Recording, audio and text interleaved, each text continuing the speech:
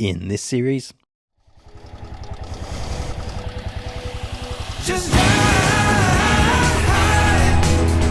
all the way to the rainbow's end. Just drive, and we'll never turn our backs again.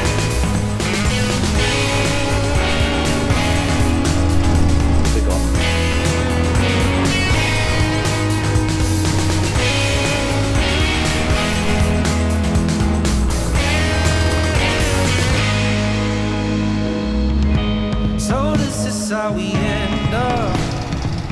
The game is set to play. Every day remains the same now. One decision we obey.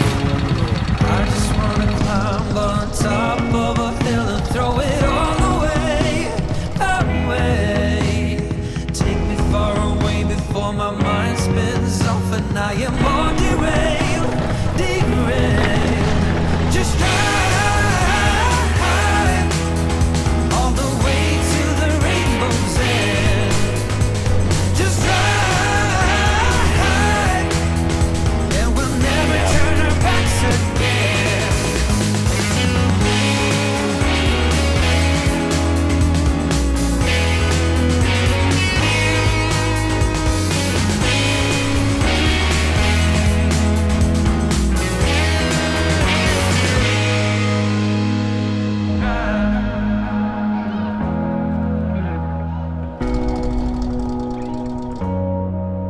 Just drive. Bye-bye. Nó còn vòng qua đi để rồi bỏ hai.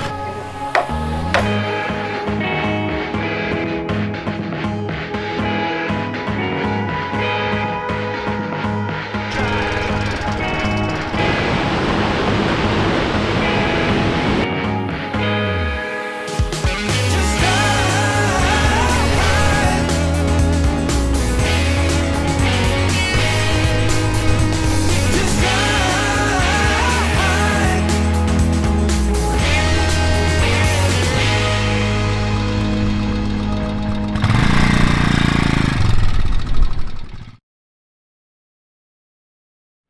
Funny story.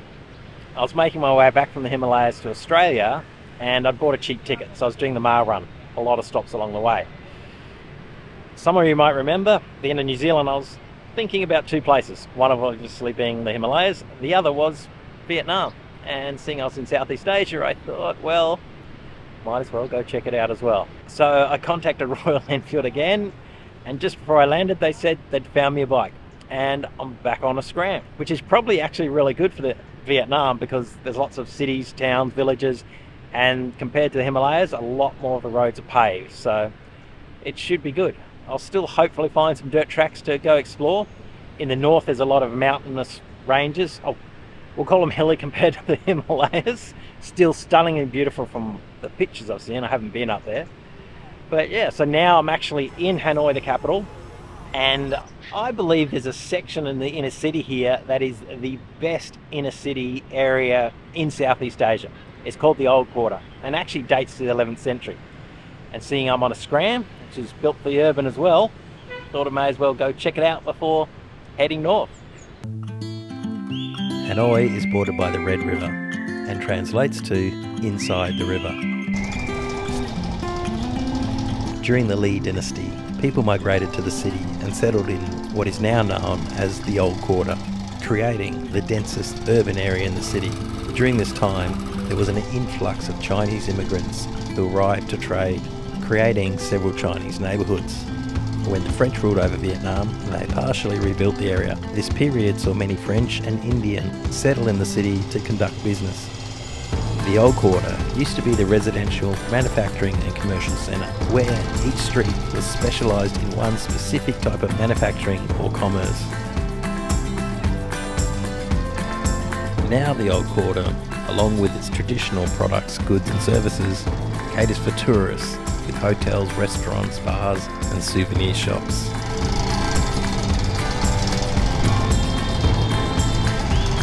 As everything was last minute and I had absolutely no idea where to go, I reached out to one of the motorbike tour companies in the city to to see if they could point me in the right direction. They were just over the other side of the Red River. Seeing everything was such a rush, I reached out to Min here, and he's from Dirt bike travel, Vietnam. So having a local just means you get to the best spots, basically. Same thing happened in the Himalayas, so I thought I'd reach out, and they were kind enough to help me out, and we just went over the map and some spots I should probably check out. So it's been epic. They're just moving to a new premises, so they're just bringing bikes in. So I'll be able to go tomorrow and actually know where I'm going. Well, have an idea at least. I don't know where I'm going, but on my way. That's it. With that sorted, I headed back to the old quarter, to where I was staying, and decided to have a look around as I was leaving in the morning. The streets were filled with traditional music and a busy city alive with sound, colour draped over the old architecture.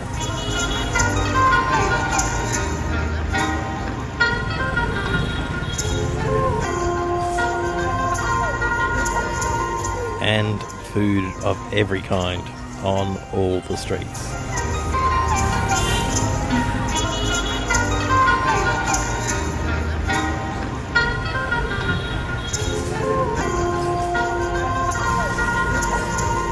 I spotted something that looked tasty, and it was. I also found these sweet buns. So many food options. And now that I had a bike, a general direction where to head, and spots marked with pins on my map, I was ready enough to head off in the morning and begin exploring Vietnam.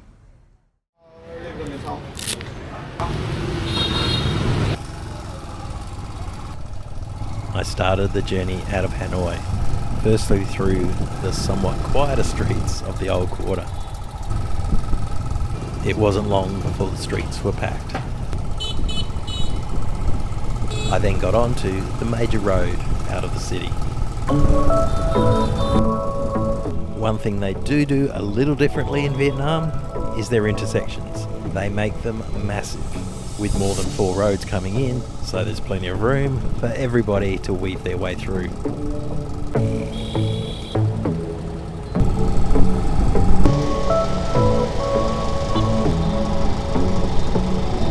The Hanoi Metro also runs along the road, but above you.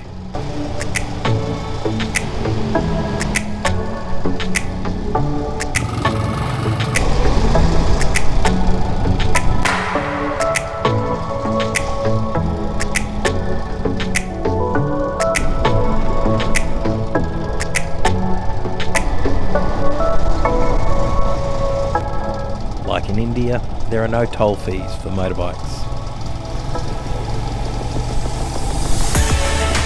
I got my first glimpse of the unique hill formations in this part of the world.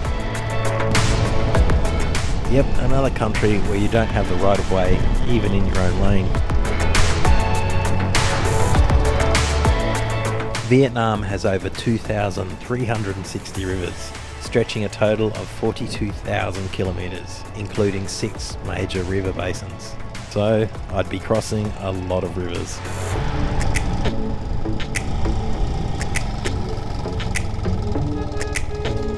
I took a slight detour as Min had dropped a pin down on my map at the end of this road. First stop of the day at one of their many hydro dams. Seeing they've got so much rain up here in the north, you may as well harness it, I guess. This used to be the biggest dam, but it is actually the second now. There's a new one out there. First day on the bike's always interesting to work out the local road etiquette, I guess you'd call it. It seems everybody sticks to the right if they're on a motorbike, or most of the time, and then cars stick to the left and trucks, and then they actually pass on the right. And I'm on the right hand side, not the left like India or Australia. But yes, getting used to it, it's all good. Just gotta move through it like a school of fish as normal with Southeast Asian countries. It all works. One other quick thing I've got to do is just check over the bike, make sure the panniers are strapped down properly in the back bag. And then I'm gonna keep heading that direction into the hills. There's some lakes out there and hilly areas, and Min's given me a couple of spots just to check out. There's no actual route, he's just sort of dropped some spots, so I've got to sort of find my own way there. So we'll see how we go. We have to turn around once or twice. The bags were still firmly attached.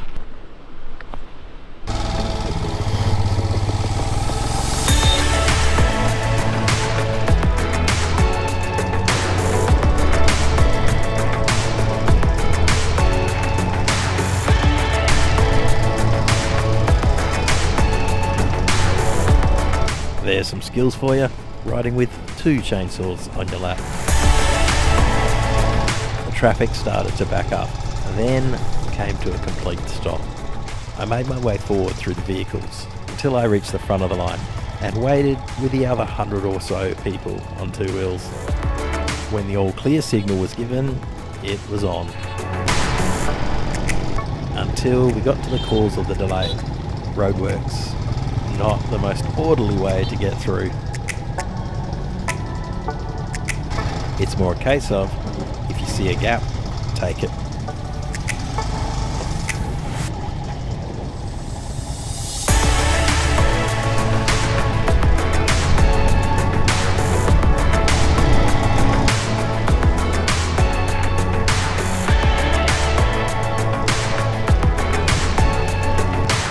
I pulled over as I could see one of Ming's pins on the map to the right further up, and it looked like a side road I'd just passed might get me to it.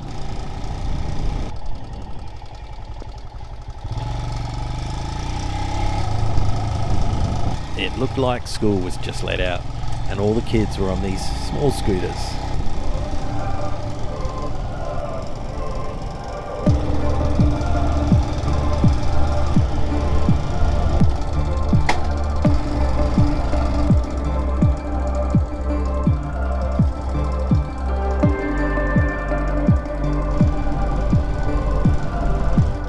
Well, the pin on the map was a little further ahead, and I could see why Ming had pinned it. What a stunning lake.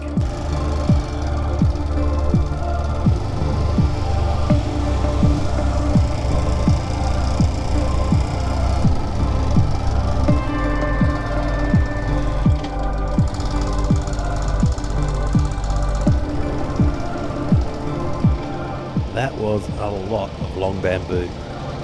I checked to make sure it was clear to pass.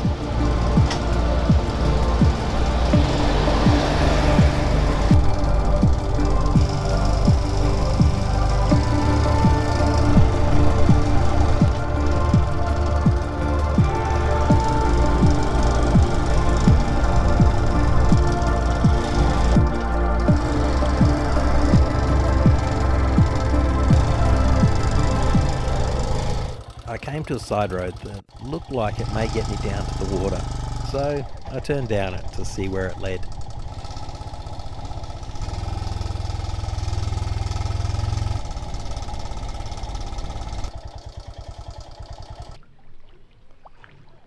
Made it down to the actual water. It's not warm, but it's definitely not cold. But it is a stunning lake. That road in is so much fun, especially on the Scram. It's good to have that 19-inch on the front just to let it drop into those corners. You just don't know what's coming around the next corner. It's awesome. And I do like that sort of traditional style houses where it's up on stilts. That's the airflow coming in. It's all about the actual environment and built out of just simple stuff, but it really works well. This is a little jetty, and the guy was like, do you want to go for a sightseeing tour? I was like, I can't really take my bike, but you probably could. Wheel it on with the little ramps at the front. So I'm going to head back out through the mountains to the next sort of valley area, and we'll see what's there. There was a line up for the next ferry by the time I got back to the bike.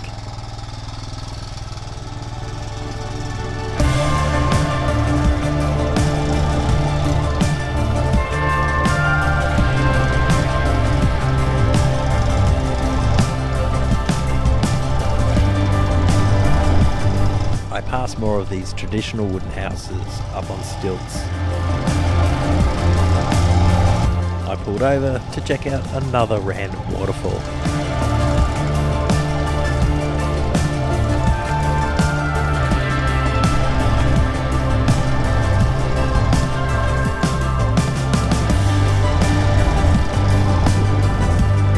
I joined back up onto the main road. I pulled up to see what looked like a staircase for the water.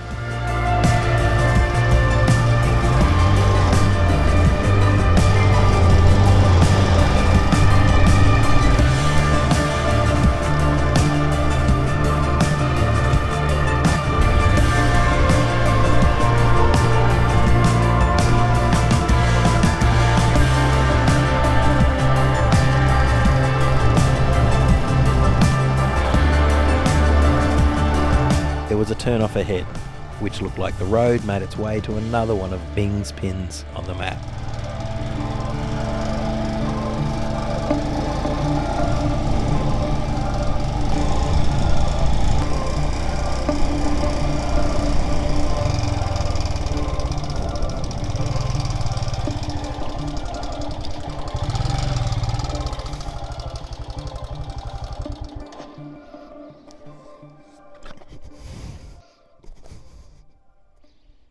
So Min had dropped these pins on the way north. There was a lake, there was this one, but there was no real description or anything. He mentioned it at the time, and I'm just trying to remember what he said. I think this one was half decent view from up here. I think that would be probably what he was trying to say. Awesome valleys. A lot of the roads around here are concrete. They just last longer. And I'm not sure where this one goes. There's a pin on the way on the other side. I think there's a ferry or something, so that's where we're heading to next. I'll just wander in that direction. I think that's northeast now. It would be pretty spectacular at sunset, I'd say. Everything is so lush. Alright, let's see what's on the other side of this hill.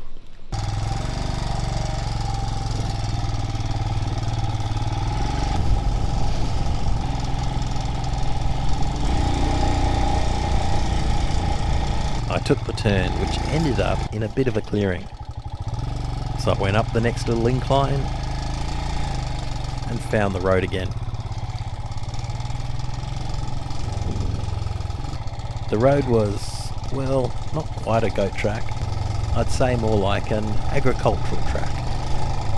There were motorbikes left on the track. I gather they belong to the farm workers working in the fields.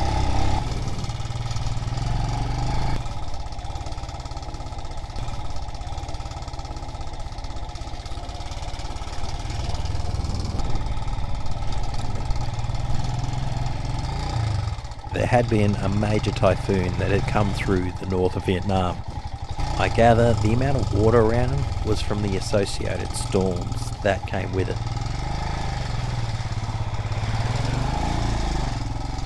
The water ahead looked a bit deeper. There were some locals that had parked their bikes and were walking across. I mean, I could check the depth myself or just wait. And yes, I realise I've basically gotten what looks like schoolgirls to check the water depth for me. Not my finest hour. And turned out it wasn't that deep.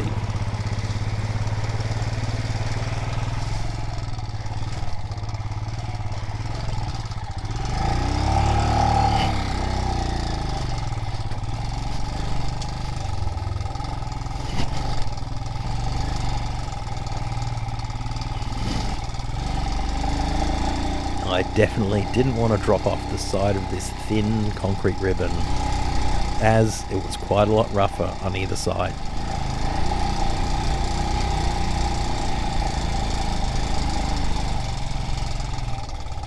What goes up must go down.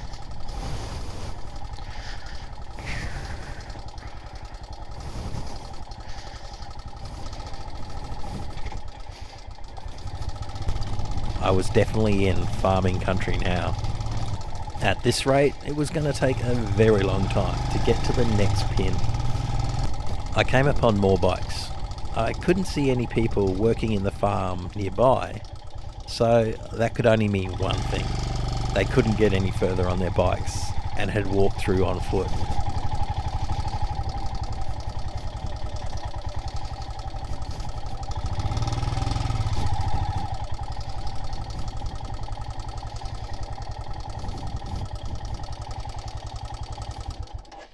I'm going to have a guess and say that's probably not passable. Just sort of drops off in about 50 metres, it just disappears. Oh well, a little bit like the Himalayas. Looks like I'm going to have to turn around. You can actually see this paddock's been well underwater by about another metre by the corn over here. It's turn around and come back the way I came in and plan another route.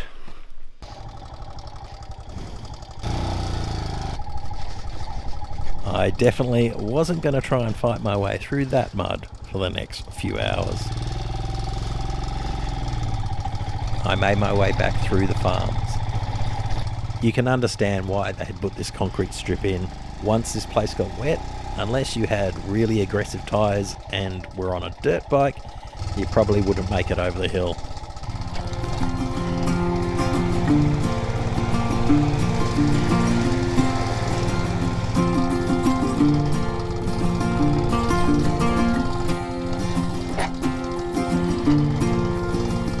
As I was unable to get through the track to the next pin on the map, I decided to go back to the previous town to see if I could get a signal on my phone. But first, I stopped to get something to eat. And this place looked perfect.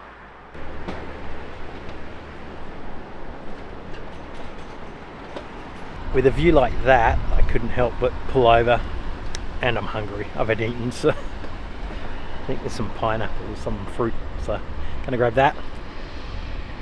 Oh, and I can see the waterfall too. It's a spectacular valley.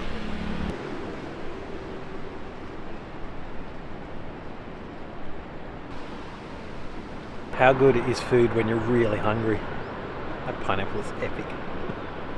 And this place, it's really chill. Spend all afternoon here. Oh, so I've got to find somewhere to stay. I might go into town and just see if I can get some internet to do some search. So something simple. Didn't get through that track, but that's okay. Bit of fun going down that steep stuff with the, luckily that concrete pier was in the middle. So yeah, I'm gonna chill out here a bit longer and then go in and see if I can find somewhere.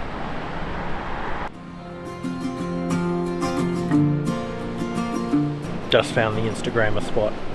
No, I'm not getting an Instagram photo there.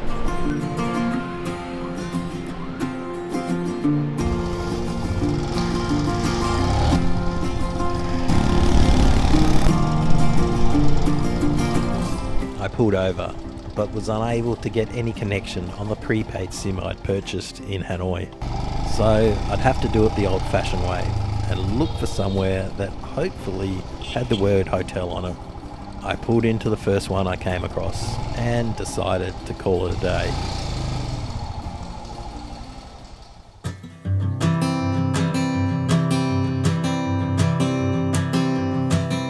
In the next episode, I take a morning ferry ride. I check out some stunning mountain rice terrace, but then come across meters of debris from a landslide blocking my path.